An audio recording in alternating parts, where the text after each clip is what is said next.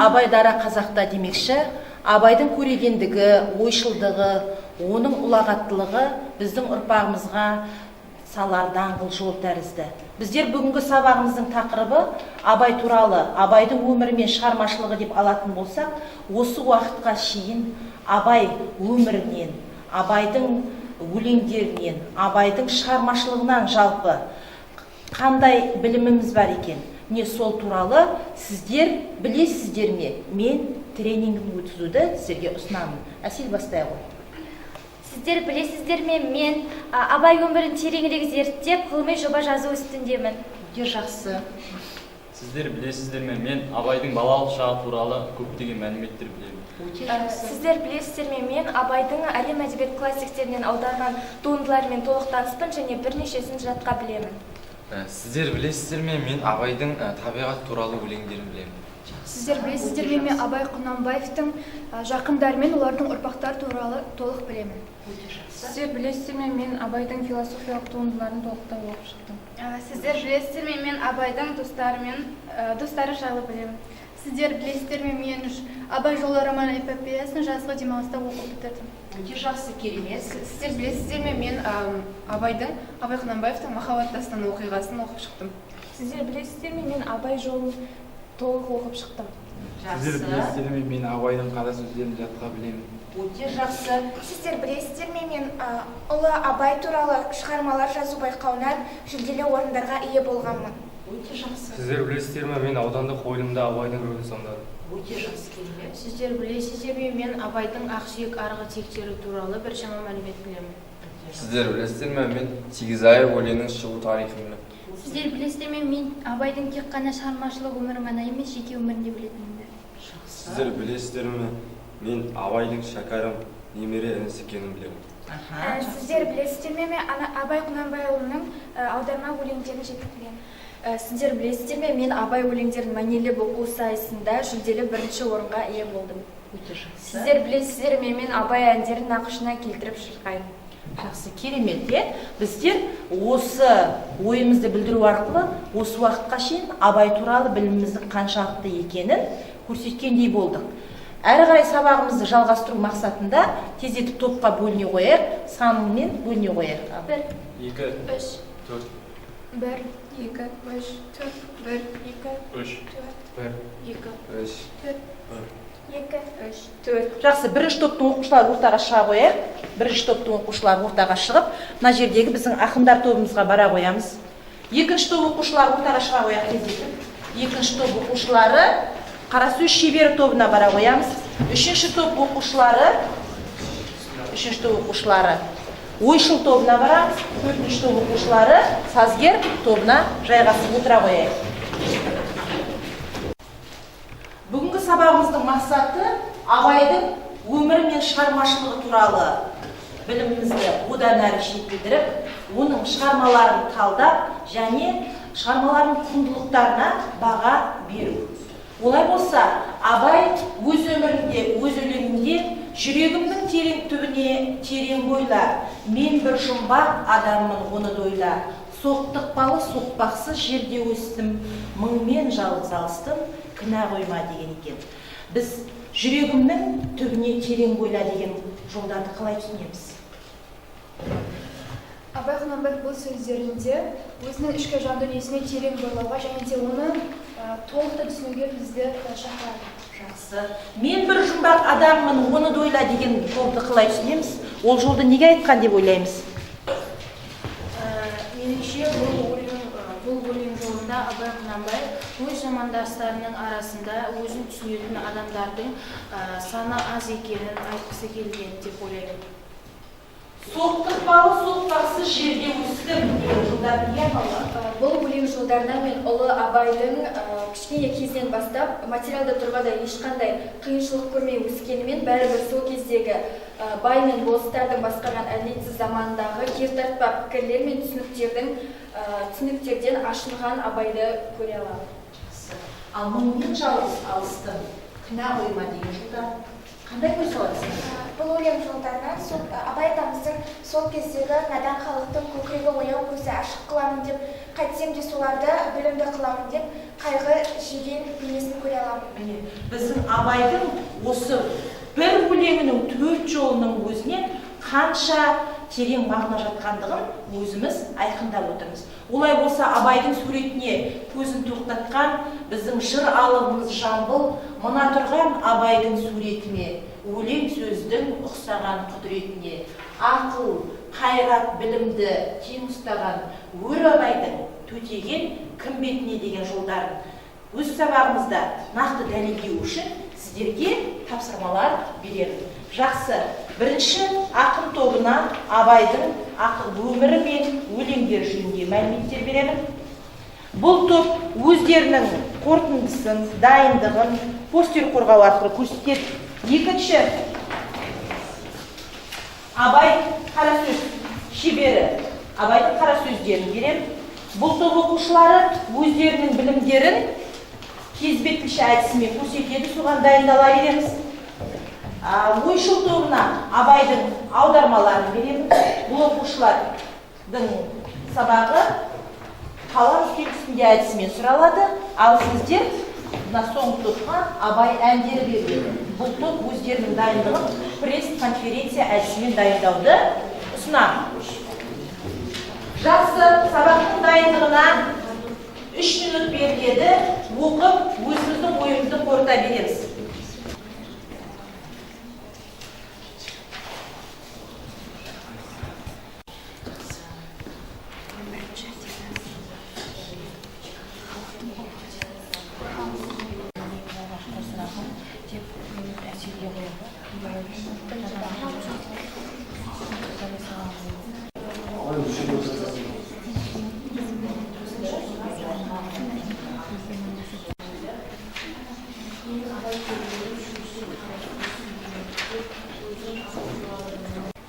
Уақыттарыңыз болды, ал балалар. Тапсырмаға дайынбыз ба? Қане? Жақсы, дайын екен. Олай болса, бірінші ақын тобын ортаға шақырамыз. Олар өз тапсырмаларын ұсына қойсын сіздерге. Өсер ұрпақ келер дәурен туар тарихқа назды бір, мұңлы бір сәлемі деп бастай келе, осы абайдың өткен өмір сүрген ортасын және осылай зерттей келе, осы абайдың бірнеше ерекшелігін біз анықтаған болатынбыз. Оның бірінші ерекшелігі ол әкесінің ұлы болмай, халықтың ұлы болып, гуманистік жолды қууда болды және осыны өзінің өлеңдері арқылы айқындауда басты мақсат етті. Өте жақсы. Ал оның екінші ерекшелігі ізденімпаз. Жалпы абай елді басқарған жуандардың іргесіне әрі салып, халықтың барлық мұңынан бөлісуге тырысты және де оның шешімін табуға тырысқан бірде-бір жандардың бірі. Екіншісі надандыққа қарсы күрескер. Үшіншісі надандыққа қарсы күрескер. Бұл жерде абай өзінің білімділігінің арқасында соны өзінің құралы ретінде алып, надандықпен барынша күресуге тырысты және де оны жеңді. Бұл қазақ даласындағы бірде-бір жандардың бірі. Бірден-бір ағартушылардың бір екен қазақ даласындағы. Төртіншісі өзі үшін, елі үшін іздеген тапты, тапқанын тоғызғанын ұстаздыққа жұмсады. Өсер ақынды тәрбиелеп, жаңа әдебиеттің, классикалық әдебиеттің негізін қалады. Әдебиеттің басшысы болып, қазақ халқының қамқор қайраткері атанды. Өте жақсы. Міне біздер 4 ерекшелігін атадық, қарай қандай? Дана абайдың рухани мұрасы түп түркіні бар. Абай рухани мұрасының түп төркінін ол неден бастады? Ауыз әдебиетінен бастады. Шығыс поэзиясынан нәрі орыс әдебиеті, Пушкин, Лермонтовтың шығармаларын аударды. Жақсы. Жүзген әрі қарай. Екіншісі және де араб, парсы, түрік, түркі тілдерімен қоймай, шығыс поэзиясынан сусындады.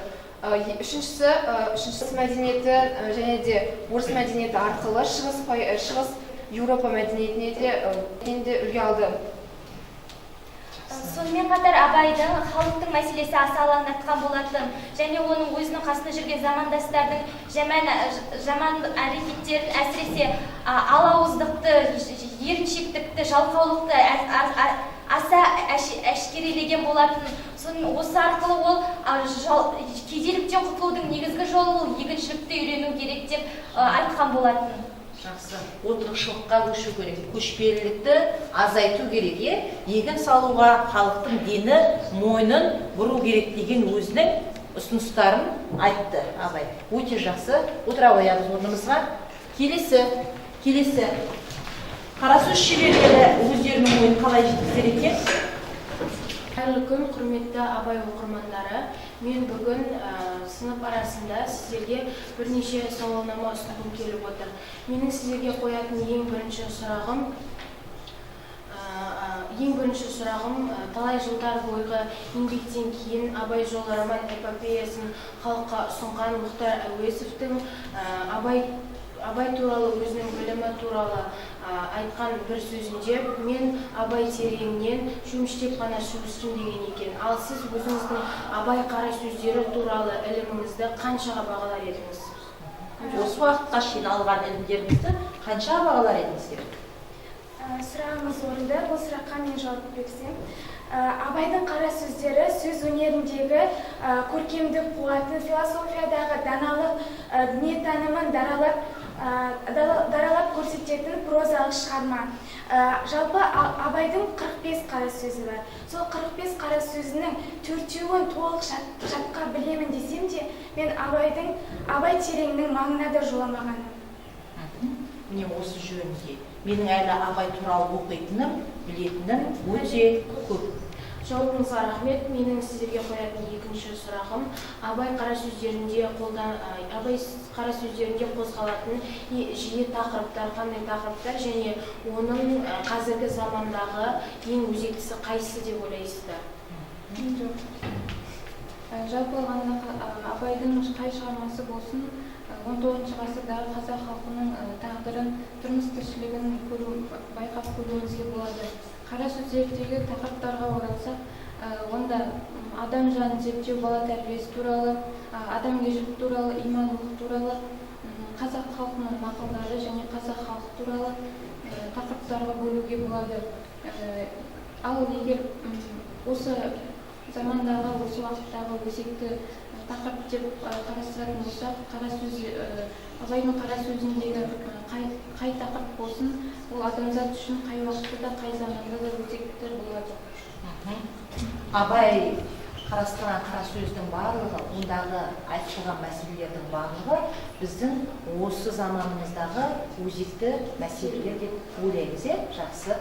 Жауабыңызға рахмет. Үшінші сұрағым ол Дильназға қойсам ба деп отырмын. Дильназ, сіздің ойыңызша бізге қазіргі кезде ел ағалары, үлкен адамдардың көбісі жастардың бойында рухани тәрбие жетіспейді деп жатады. Сіз және бұл мәселе Абай шығармаларында қозғалған ба? Қалай ойлайсыз? Негізінен Абай Құнанбаевтың өзінің пікірі бойынша әрбір адамның ішкі рухани байлығы ол өзіне байланысты болып келеді. Және осы ойды ол 19 қара сөзінде қозғаған болатын. Бұдан бөлек ол өзінің өлеңінде, яғни ғылым таппай мақтанба атты өлеңінің жолдарында осы тақырыпқа байланысты көптеген сөздер, мысалы айтатын болсақ, ол адам болу, адамның құндылықтарды сақтау туралы болады. Сұрағыңызға рахмет. Яғни ғылымсыз, білімсіз адамзаттың несі жоқ дейді, болашағы жоқ. Менің Нұрханға қоятын қорытынды сұрағым осы Абай қара сөздері туралы әлем классиктерінің қандай пікірлерін білесіз? Абай қара сөздерінде қазақ халқының емес, Орта Азия және әлемнің ойшылдары өз бағасын берген. Мысалға, ислам әлем әдебиетінің қайраткері Әбу Талиб мен өз әкесінен бұрын өз заманына ұқсаған адамды Абай деп білемін деп өз пікірін білдірген. Жақсы. Мысалға, жаңа Әбу Талибтің сөзі Абай кімнің емес? Адамның ұлы бол, атаңның ұлы болма, адамның ұлы бол деген Абай сөзімен не келеді екен? Мәндес, мағыналас келеді. Жақсы. Назарларыңызға рахмет. Жақсы. Отыра қоямыз. Жақсы, рахмет. Енді олай болса, біздер Абайдың аудармалары жөнінде ойшыл тобынан қалам үстінде әдісімен сұралады.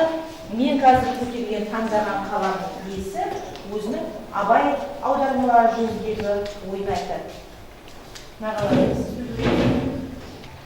Жалпы Абай аудармаларының түпнұсқаға барабар аудармалар және еркін тақырыптағы аудармалар деп екі топқа жіктеуге болады. Абай басқа аудармашылар секілді аудармаларды дәл сол қалпында аударуды мақсат етпеген. Ол өзінің ойын еркін жеткізуден қысылмай, қымтырылмай өз ойын еркін жеткізген. Және де оның аудармалары көбінесе Пушкин, Лермонтовтардан аударылған. Абай өзінің аудармаларын тікелей аударма арқылы жасамаған. Ол сол аудармадағы негізгі ойды, тақырыпты, идеяны білдіру үшін жан-жақты қорытқан өз аудармаларында. Жақсы. Келесі. Жалпы орыс әдебиетіне зер салатын болсақ, Абайдың назары ең алдымен Пушкинге ауғаны тегін емес. Өйткені Пушкин орыс әдебиетіндегі жаңа өмірдің қоғамдық мазмұны, тақырыптық идеясы және де көркемдік сипаты жағынан мүлде жаңа классикалық әдебиеттің негізін салушы және басы деп айтсақ та болады. Сонымен қатар Абай 1886 жылдан бастап Пушкиннің бірнеше туындыларын қазақ тіліне аударып кетті. Абай сонымен қатар Пушкинмен танысу арқылы Батыс Еуропаның басқа да классиктерін жетік тани білді деп айтсақ қате айтқан болмас едік. Және де Абай Пушкиннің ең таңдаулы туындысы Евгений Онегинді жоғары бағалап, бұдан бір ғасырға таяу уақыт бұрын ерекше асқан шеберлікпен қазақшаға аударып кеткен болатын. Абайдың қазақшаға аударып және де соған арнайы өлең шығарған Татьяна хаты ел арасына өткен ғасырда кең тарала бастап, тіпті халықтың сүйікті өлеңіне айналып кетуі, ол орыс ақынының қазақ халқына ерте заманнан ақ етене жақын екендігін көрсетеді. Өте жақсы, керемет. Мағаланың несі сөйлей қойсын? Абайдан Крыловтан алған үлгісі Абайдың поэзиясын тереңдете түсті. Крыловтың өз заманында қазақ жұртшылығына танытқан Абай болды. Крыловтың Піл мен Ханден, Қарға мен Түлкі, Есек пен Бұлбұл және тағы басқа мысалдарын қазақ тіліне аударды. Абай қазақ тіліне аударды. Жақсы. Мағаланың несі сөйлей қойсын? 19 ғасырдың басындағы орыстың ұлы ғалымдары, яғни Пушкин бастаған орыстың ұлы ғалымдарының ішінен Абайдың ең сүйіп тыңдаған, ең сүйіп оқыған және де бірнеше аудармаларын жазған ақынның бірі ол Лермонтов болып табылады. Және де Абай Лермонтовтан тек өлеңдерін аударып қана қойған жоқ, яғни онымен шектеліп қана қоймай, оны жан тәнімен сүйді, яғни сырласы, мұңдасы болды. Сонымен қатар жалпы Абайдың бұндай орыс шығармаларын аудармастан бұрынғы ең негізгі басты мақсаты бұл қазақты парақорлықтан алшақтату болып табылады. Яғни әрбір аударманы жасаған сайын сол өлеңнің мазмұнына осы қазақ халқының басындағы проблемаларды кіргізіп отыруға тырысқан. Жақсы. Өте жақсы сөйлемек. Мен Мағаланың сөйлей қойсын. Өлеңі түпнұсқада 26, ал аудармасында 47 жол. Абай оны қазақ оқырмандарына түсінікті етіп, оп-оңай ұғымды оқылуын қамтыды. Өте жақсы. Жақсы. Отыра қоямыз. Енді өздерің байқаған тәріздесіңдер, ойшыл тобы Абайдың аудармалары жөнінде жақсы мағлұмат берді. Жақсы. Енді келесі біздің тобымыз сазгер тобы. Ортаға шақырамыз. Олар өз оқығандарын, өз түйгендерін.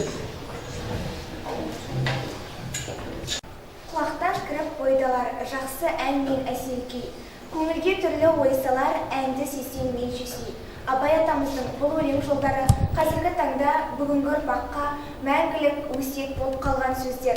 Абай атамыз тек ақындығымен ғана елге танылған жоқ, ол музыка саласында да өзінің өшпес ізін қалдыра білді. Абай қазақтың ән күйіне ерекше көңіл бөлді, және де ол барлық әнді ән қатарына санаған жоқ, тек естісі ғана естісі ғана ән бола алады деді. Және де біздерге белгілі сегіз аяқ, көзімнің қарасы, желсіз түнде жарығай, айттым сәлем қаламқас әндері барлығымызға белгілі. Абай атамыздың әндері басқа әндерге қарағанда ерекше. Және де Абай атамыздың қазіргі таңда әндері 16 шетел тілдеріне аударылған. Қайырлы кеш конференция қонақтары. Бүгінгі біздің конференциямыздың тақырыбы Абай сазгер. Ал бізде бүгін қонақта Абайдың сазгерлігін зерттеп, оның әндерін зерттеген біздің бүгінгі қонақтарымыз абайтанушы ғалымдар. Және де мен келесі кезекті конференциямызда отырған тілшілерге берсем деп едім. Сіздер өздеріңіздің көкейтесті сұрақтарыңызды конференция қонақтарына қойсаңыздар. Мен Егемен Қазақстан газетінің тілшісі Қоблан Динасир. Мен өз сұрағымды қоя кетсем, бұл ақынның әнге деген терең философиялық көзқарасын айта кетсеңіз. Жалпы өте орынды сұрағыңызға жауап беретін болсам, жалпы тұтас жұртты тәрбиелікке, бауырмалдылыққа, адамгершілікке, адалдыққа тәрбиелеудің бір үлгісі өнер. Ұлттық өнер деп білген Абай сөзбен саздың әуенін ара жібін ашпады. Екеуіне тәрбиелік бағытта ұстай біліп, қуатты құрал ретінде пайдаланды. Ең алдымен өнерпаз беделін көтеруді, көпке әйгілі етудің жолдарын қарастырды. Қолынан келгенше жас өнерпаздарды өз ауылына шақыртып, жиі мәжілістес болды. Және де өнермен әуеннің сырын ашып түсіндіріп, жол жөн нұсқады. Керемет, тағы да сұрақтар қойсаңыздар. Мен Шежірелі өлке газетінің редакторы Рашидов Нұрхан. Менің сіздерге қоятын сұрағым: Абай әндері таратушылар кімдер? Сұрағыңызға рахмет. Абайдың ақындық мектебі болған білгенімізбен, әншілік мектебіне келген кезде көбіне мүдіріп қалатынымыз рас. Және де мәселен сол ескі архивтерді ақтарған кезде Абайдың сол әндерінің шығу тарихы және де сол әндерінің орындаған Абайдың әнші шәкірттерінің есімдері кездесіп жатады. Мәселен, Абайдың әнші шәкірті Көкбай және де алыс ауылдастары Әсет, Әмір және де кейіннен Абайдың қолына келіп қалып қойған Мұқа, Мұса және де тағы да басқаларын жатқызуымызға болады. Рахмет. Тағы да сұрақтар қойсаңыздар, өте орынды сұрақтар қойылып жатыр. Абайдың көптеген шәкірттерімен таныстық. Соның ішінде Абайдың жанына жақын болған шәкірті кім болды? Сұрағыңызға рахмет. Сұрағыңызға жауап беретін болсам, ол ақынның өзіне ерекше ұнаған өнерпаздарының бірі Әлмағамбет болып табылады. Әлмағамбет Абай жолы роман-эпопеясының көрнекті кейіпкері және Мұхтар Әуезовпен таныс, сырлас, дәмдес болған, және Абай балалары Ақылбай, Әбіштердің қатарында соларға байланысты оқиғалар арасында көп кездесіп, қатыстырып, суреттеп жазған. Және Әлмағамбетті Абайдың Әлмағамбетті іш тартуының себептері болған, олар Әлмағамбет әншідей әннің қуатын кемеліне келтіріп орындайтын әншілер сол кезде кемде-кем болып келеді. Өте жақсы. Әлмағамбетті басқа әншілерден гөрі өзіне іш тартуы, әрі Мұхтар Әуезовтың осы Абай жолында Әлмағамбетті басқа кейіпкерлер, басқа әншілерден гөрі осыны кейіпкер әнші ретінде алуы, оның Абай әндерін кемеліне келтіріп, нақышымен орындай алуында екен. Жақсы.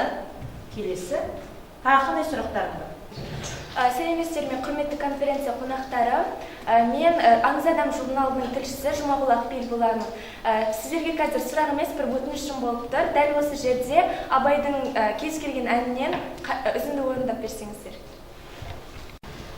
Өте орынды, сіздің өтінішіңізді орындаймын. Сабақ барысында айтып кеткендей, абай әндерін нақышына келтіріп орындап берейін. Көзімнің қарасы, көңілімнің санасы, бітпейді іштегі ғашықтың жарасы, бітпейді іштегі ғашықтың жарасы. Көп рахмет. Сонымен мен алдымен конференцияға қатысқан қонақтарымызға өзімнің үлкен алғысымды білдіремін, және де қорытындылай келе біздің әлі абай шығармашылығы туралы білер асуымыз көп деп білемін. Абай атамыз бұл біз сусындап абай атамыздан алар сусынымыздың тамыры тереңде жатыр. Сондықтан да қайда жүрсеңіздер де абай шығармашылығы, абайдың өмірі туралы насихаттай жүріңіздер. Конференцияға қатысқандарымызға көп рахмет. Келесі кездескенше. Жақсы. Рахмет. Отыра қоямыз. Топ мүшелеріне рахметімізді айтамыз. Енді барлық топ өздерінің бүгінгі сабаққа байланысты, бүгінгі тақырыпқа байланысты өз ойларын жеткізді. Енді өзге топ мүшелерінің сабаққа қалай қатысқандығы жөнінде, өздерінің ойларын қалай айтқандығы жөнінде бір-бірімізге өзара бағалау бере қояйық. Енді олай болса, біздің мына ақын тобы қара сөз шеберлері тобына бағасын бере қойса. Қара сөз шебері өздерінің тапсырмасын кезбе тілші әдісі арқылы абайдың қара сөз шебері екенін түсіндірген болатын, және осы топтағы тілшінің қызметін атқарған томиристі біз жоғары бағалаймыз. Жақсы. Біздің тобымыздың ойы бойынша, бізде ойшыл тобындағы Раланның жауабы анық және абай туралы көп мәлімет алдық деуге болады. Жақсы. Абай туралы, абайдың аудармалары туралы жақсы мәліметтер бере білді деп ойлап баға береміз. Жақсы. Ал біздің ойшыл тобы, сазгер тобына өз бағасын берсін. Аяжан бағаны бере ғой. Маған бүгін сазгер тобындағы Әселдің жауабы мен өнері қатты ұнады. Өйткені оның дауысы өте керемет. Жақсы, рахмет. Енді сазгер тобы біздің ақын тобына, оның ақынның өмірі мен өлеңдер жөнінде айтқан пікірлеріне қандай баға береді? Баға беретін болсам, ақын тобында өзінің тобын алдыға сөйлеп ерекше көзге түскен әсер болды. Себебі ол көзге түскен әсер болды. Себебі тобын алдыға сөйлеп лидерлік қасиет таныта білді. Жақсы, рахмет. Олай болса, балалар біздің сабағымыздың қорытындысы есебінде абайдың ақындығы, оның қара сөзге шеберлігі, аударма мұрасының молдығы және тағы бір талантының қыры, сазгерлік өнері бар екендігін қорыта отырып, Сағынған Есейітовтің кім өлеңін жалғастырсақ. Жүрегін шырақ етіп жандырған кім, жырымен жан сусынын қандырған кім, өзіне өз орнатып ескерткішті мұра қылып кейінгіге қалдырған кім. Жалғастыра қояйық. Ерте оянып, ойланып ержеткен кім, талабын тас қияға өрлеткен кім, құбажон құбаған құм құла ақырды өлеңнің бесігінде тербеткен кім. Соқтықпалы, соқпақсыз жерде өскен кім, үнінен әділдіктің лебі ескен кім, арманын аттандырған келешекке біздермен осы күнді тербеткен кім. Тайсалмай мұңмен жалғыз алысқан кім, өзенде құйған барып көк теңізге, Лермонтов Пушкиндермен табысқан кім. Көрікті көңілде жыр қолда қалам, өмірдің өрін өрлей басқан қадам, қазақтың өлеңінің ұлатасы, ол абай, ұлты қазақ ата адам. Абай әлемін бүкіл дүние жүзіне танытқан ол абай туралы үлкен роман эпопея жазған. Осы роман эпопеясы әлемнің төрткүл дүниесіне таралған. Мұхтар Әуезов абай қазақтың классик әдебиетінің атасы, қазақ поэзиясының күншуақты асқар биігі деп баға берген екен. Бүгінгі сабақты қорытындылау мақсатында біздер попс формуласын пайдаланамыз. 4 сөйлем әдісі. Бірінші сөйлем, екінші сөйлем, үшінші сөйлем, төртінші сөйлем. Яғни, Асел, бүгінгі сабақ туралы өзің ойыңды айта ал. Менің ойымша, абай осы аудармашылықтың шебері болып табылады. Себебі ол орыс ақындарының 50-ден аса өлеңдерін аударған болатын. Атап айтсақ, Лермонтовтың «Жалау», «Тоға» өлеңдерін және Пушкиннің Евгений Онегин дастанының кейбір үзінділерін халыққа оңай етіп аударып берген болатын. Осыған байланысты мен Абайдың қазақ әдебиетіндегі аудармашылық өнердің негізгі қалаушысы деп санаймын. Жақсы, рахмет. Келесі топ. Менің ойымша, Абай талантты сазгер. Себебі ол өзі айтқандай құлақтан кіріп бойды алар демекші. Оның өлеңдері өте танымал әрі құлаққа жағымды естіледі. Мен оны халыққа кең тарағандығымен дәлелдей аламын. Және де осыған байланысты Абайдың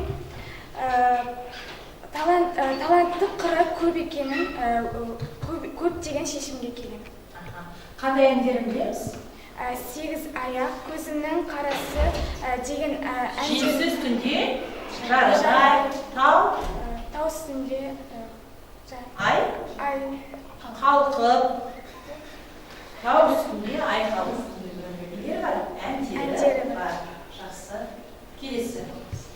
Менің ойымша, Абай қара сөз шебері. Өйткені оның өлеңдеріндегі, тіпті қара сөздеріндегі әрбір жолдар өзінің тиянақтылығымен, жинақылығымен, сонымен қатар ондағы негізгі ойдың көрерменге тікелей берілуімен ерекшеленеді. Қазіргі күнге дейін Абай атамыздың 45 қара сөзі келіп жетті, ал оның 46-шы қара сөзін жеке бір тарихи шығарма ретінде қарастыра аламыз. Және де Абай Құнанбаевтың қара сөздеріндегі негізгі ойлар және де негізгі тақырыптар терең философиялық ойларға толы деген шешімге тоқталамыз. Жақсы. Келесі топ. Менің ойымша, Абай ақындардың ақыны болып келеді. Себебі оның жазған тақырыптары саналуан табиғатқа, махаббатқа, әлеуметке арнаған шығармалармен қатар поэмалары бар. Олар болашаққа берер тағылымы мол. Осыған байланысты мен Абайды ұлы ақын деп білемін. Жақсы, рахмет. Балалар, олай болса, біздер бүгінгі сабағымыздың мақсатына жеттік пе? Бүгінгі сабағымызда айтылар тапсырмаларымыз, ойларымыз орындалды деп ойлаймыз ба? Қанекей. Қандай мақсат қойып едік сабақтың басында? Не орындадық? Қандай тапсырма орындадық? Қане, айта қояйық. Біз сабақтың басында өзімізге ұлы ақын Абай өмірі мен шығармашылығы туралы білетінімізді еске түсіріп, шығармаларын талдаймыз деген мақсат қойдық. Және де мақсатымызға жетіп, ойшыл көтерген проблемалар туралы біршама сөз қозғадық деп білемін. Әлі біздің Абай туралы, Абайдың өлеңдері туралы, оның поэмалар туралы, оның қара сөздері туралы білетініміз, білмегенімізде әлі көп екенін байқадық. Енді мен сіздерге осы сабақпен тоқталып қалмай, бұдан әрі Абайдың тұнығына бойлауға, алдарыңызға мақсат қоюға, соны үйренуге, әлі Абай жолын оқымағандарымыз Абай жолын оқып түсінуге сіздерге ұсыныс жасаймын. Олай болса, бүгінгі сабағымыз үй тапсырмасы, тақтаға назар аудара қояйық. Абай қазақ поэзиясының асқар биігі тақырыбында ой толғаймыз. Бүгін не үйрендік, не білдік, Абайды қай қырынан таныдық, сол жөнінде ой толғап жазып келеміз үйге. Сабаққа қатысқан оқушылар өте белсенділіктермен көзге көрінді, барлығымызға жоғары баға қоямын. Жақсы, рахмет, сабақ аяқталды.